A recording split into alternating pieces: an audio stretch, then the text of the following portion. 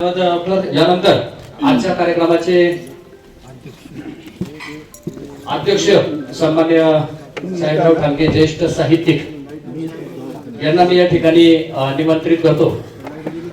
देव नावाची ज्यांची कविता TYPच्या अभ्यासक्रमामध्ये या ठिकाणी या वर्षीपासून सुरू झालेली आहे, विद्यार्थ्यांसाठी त्या अभ्यासक्रमासाठी आलेले आहे, अशा आजच्या कार्यक्रमाचे अध्यक्ष सन्मान्य ज्येष्ठ साहित्यिक साहेबराव ठाणगे यांना मी या ठिकाणी विनंती करतो। तत्पूर्वी या कार्यक्रमाच्या आयोजनामध्ये ज्यांनी अतिशय उत्तम अशा प्रकारची भूमिका निभावली अशा असणारे सागरिका कोचिंग क्लासेसचे श्याम काळे सर असतील आणि त्यांचे असणारे सर्व टीम असेल त्यांनाही खऱ्या अर्थाने मनपूर्वक धन्यवाद देतो आणि अध्यक्षांना विनंती करतो की आपण या ठिकाणी आपला अध्यक्षीय मनोगत व्यक्त करावं। नमस्कार। खूप उशीर झालाय, सगळ्यांच्या पोटात कावळे कथा आहे ते कोरडा झाले, मला त्याची कल्पना आहे आणि आयोजकांचं मी अभिनंदन करेन की खऱ्या अर्थाने त्यांनी कुणीतरी पाठीवर थाप मारली ना, रेवडी म्हणतो ना लहान मुलांच्या कुस्त्या लावतो आगाम्यात, 4 रेवड्या मिळतात पण त्याच्यावर तो पुढची तयारी करतो कुस्त्यांची, तसं ही थाप महत्त्वाची आहे। खूप चांगलं कार्य आपण करतात आणि स्मृती पुरस्कार सेनानी स्वातंत्र्य सेनानी सेनापती बापट आणि क्रांतीसूर्य ज्योतिराव फुले यांना अभिवादन करतो आणि मी काही जास्त बोलणार नाही, 10 मिनिटात बोलतो। जो महत्त्वाचा विषय मला जो बोलायचा आहे, तरुण पिढी आजची की जी परवा मला तो खासदार साहेब बोलले की शरद पवार साहेबांकडे एक जण गेला आणि लग्न नाही होत धळून द्या, ही परिस्थिती का निर्माण झाली हा मोठा प्रश्न आहे। कारण आज मुलं शिकत आहेत, BA BCom होतात, नोकऱ्या नाहीत, नोकऱ्या कमी होतात, आता आर्टिफिशियल इंटेलिजन्स येते आणखीन कमी होतात, 50 लोकांचं काम एक माणूस करेल, अशावेळी हे मोठं संकट येते। अर्थात ती प्रगती कोणी थांबू शकणार नाही, ते होणारच आहे, त्यामुळे आणखीन मुलं बेकार होतील आणि जे झालेत ती मुलं त्यांना नोकऱ्या नाहीत त्यामुळे छोकऱ्या मिळत नाहीत आणि त्यांची लग्न होत नाहीत, ही फार परिस्थिती वाईट आहे।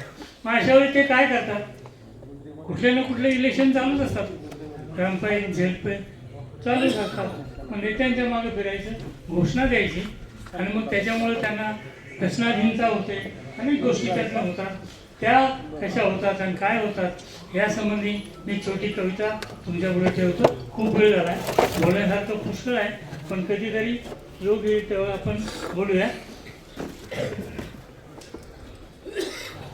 कार्यकर्ते म्हणजे जे हे रिकामे हात आहेत ना, ते कार्यकर्ते असा त्याला माझं हे आहे। बघा कविता कशी आहे, फ्लेक्सवरती 50 मुंडके, मोठे फ्लेक्स असतात ना, फ्लेक्सवरती 50 मुंडके, बिनमेंदूची नुसती खोकी, फ्लेक्सवरती 50 मुंडके, बिनमेंदूची नुसती खोकी, शुभेच्छांच्या जत्रेमधली भरकटलेली बाकड डोकी,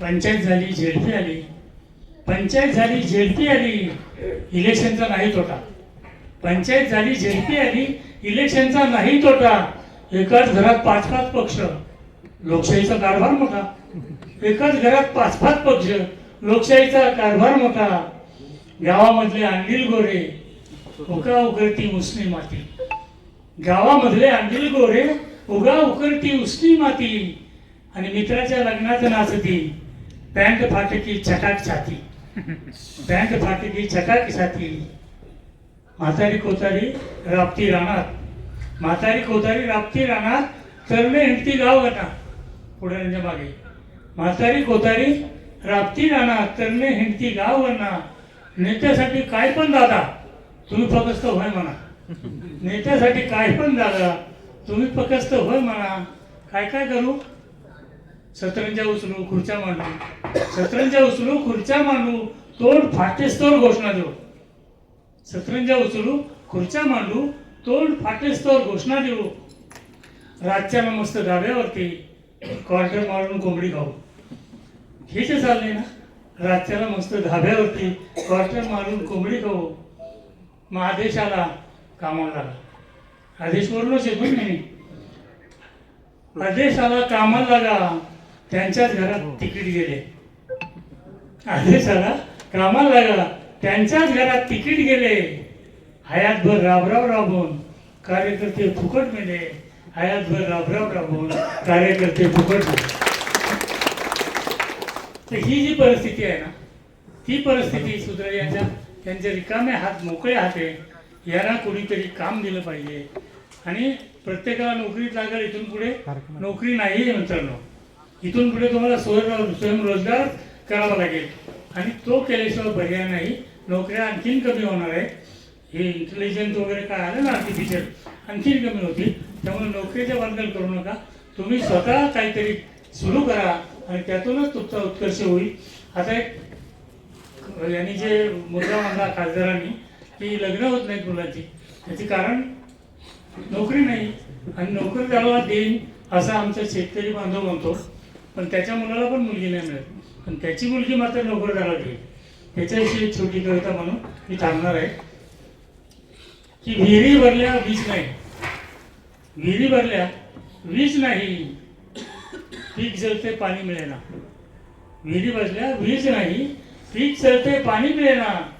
निघून चालले वय लग्नाचे, बळीराजाला राणी मिळेना. निघून चालले वय लग्नाचे, बळीराजाला राणी मिळेना. पिऊन चालेल पतपिढी, पिऊन चालेल शेतकरी नको, पिऊन चालेल शेतकरी नको, नोकरदाराला देईल लेख. पिऊन चालेल शेतकरी नको, नोकरदाराला देईल लेख. उन्हातानात राहणार कोण, एशीत बसून कापील केक. उन्हातानात राहणार कोण, एशीत बसून कापणार केक. नंतर पुढे थोडं राहिले. कसला राजा कसले काय, शेवट बळीराजा वगैरे म्हणतो ना, कसला राजा कसले काय, कष्ट करायला विचारतो कोण. कसला राजा कसले काय, कष्ट करायला विचारतो कोण. तेव्हा सारे बरे होते. म्हणजे 50-60 वर्षापूर्वी तेव्हा सारे बरे होते. मोठा शेतकरी बायका 2, मोठा शेतकरी बायका 2, प्रत्येकाला मोठ्या शेतकऱ्याला 2-2 बायका मिळत होता. ही परिस्थिती आम्ही पाहिली लहानपणी. पण आता शेतकरी म्हणलं का नको, हे जे चुकीचं आहे कुठेतरी. कारण हे राज्य शेतकऱ्यांचं आहे, हा देश शेतकऱ्यांचा आहे. आणि शेतकऱ्यांचे जो देश आहे त्याला भारत म्हणतात. आणि आम्ही शहरात राहतो ना, तो इंडिया आहे. इंडिया खूप जोरात चाललाय पुढे, खूप प्रगती चालते. वरून पूल, खालून पूल, पाण्याखालून पूल, हा रस्ता, तो रस्ता, सगळं तेच सुरू आहे. हा विमानतळ, तो विमानतळ. पण यांच्याकडे कोण बघणार. आता जे सरकार आहे त्यांच्याकडे इकडे लक्ष नाही, शेतकऱ्यांच्याकडे खेड्याकडे लक्ष नाही. शहरं त्यांना एकदम भारी करायचे, पॉश करायचे, तेच चालू आहे. आणि त्यामुळं काय होतंय, सगळे पोर असे फ्रस्ट्रेट झाले, नाराज झालेले मुलं. त्यांना आपल्याला काहीतरी द्यायला लागेल. त्याच्यासाठी तुम्ही जो उपक्रम सुरू केला आहे खूप छान आहे. तुम्ही त्यांना उमेद देत आहे, काहीतरी सुरू करता. आता यांचा सत्कार केला, बाकीच्यांना वाटेल आपल्याला मिळालं पाहिजे, आपणही काहीतरी केलं पाहिजे. आणि हे खूप चांगलं काम करताय. आज या सेनापती बापट पुण्यतिथीनिमित्त खूप चांगला तुम्ही त्याचा उपक्रम घेतला. लहान असू द्या, त्यांच्या घरात घेतला हे फार मला महत्त्वाचं वाटतंय. आणि मला जेव्हा जेव्हा मी शिवाजी पार्कला जातो आणि त्या चौकात पुतळा पाहतो, तेव्हा मला खूप अभिमान वाटतो की माझ्या गावचा आहे, मी पारनेरचा आहे. आणि मी स्वतःही पारनेरचाच आहे जन्मलेला. आणि माझं हजवळ इथलंच आहे, आवटी कनेर ओळखते. आवटी जे आहे ते माझे मामा आहेत. त्या दिनेश आवटी माझा भाचा बसला इथे. आणि हे मी इथं लहानपण सगळं गेलेलं आहे. त्यामुळे ह्या गावाचं मी गाव सोडलं असं म्हणतात. गाव मला सोडत नाही. गाव सोडत नाही. कारण ह्या माझा गाव माझ्या मनात घर करून राहिला आहे. माझा गाव माझ्या मनात घर करून राहिला आहे. गावाचं वैभव डोळे उघडल्यापासून पाहिलं आहे. गावाला तेव्हा गावकूस होतं तटबंदी, वेस होती फरसबंदी. गावच्या त्या आवाळाला भिडलेल्या वेशीकडे पाहून परगावच्या परक्या पाहुण्याचं पागोटं पडायचं पाहता पाहता. गावात तेव्हा माड्या होत्या, वाडे होते, पाटील देशमुखांचे घोडे होते. गावात मातीचेच रस्ते होते आणि गावात पाणी सस्ते होते. नळ नव्हते पण आडावरचे रहाट पहाट झाल्याची वर्दी देत घराघरात.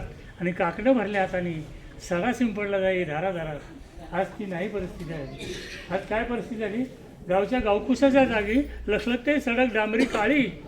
आणि 4 चौथरीचे दगड पाहून आठवते अरे इथं गावची वेस होती कधी काय? गावची सारी झाडं माणसांनी घाण टाकलीत लाकडाच्या वखारीत. त्यामुळे सरणाची सोय चांगली झालेली आहे सरपणाची. पण ताटकावं लागतं गावच्या शहाण्या माणसांना ओढ्यावर. परगावचे कावळे पाचारण होऊन शिवला म्हणेपर्यंत, परगावचे कावळे पाचारण होऊन शिवला म्हणेपर्यंत. तर एवढं बोलून मी थांबणार आहे. मला बहुमान दिला अध्यक्षपदाचा आणि इतर कुठेही बऱ्याच ठिकाणी जातो सन्मान करतात. पण माहेरची साडी जी असते ना, क्या बात आहे. मला माहेरच्या साडीचं महत्त्व खूप मोठं वाटतं. त्यामुळं मला ठीक आहे, आता 100-200 लोकांच्या पुढे असेल. आम्ही मोठे मोठे सत्कार घेतले, गदिमा पुरस्कार, शांता शेळके पुरस्कार घेतले, 5,000-5,000 लोक होते. पण मला ही माहेरची साडी आहे, तिची किंमत खूप आहे आणि ती तुम्ही दिली त्याबद्दल मी तुमचं आभार मानतो, अभिनंदन करतो आणि असेच चांगलं कार्य करत राहा. शुभेच्छा देतो आणि थांबतो. धन्यवाद.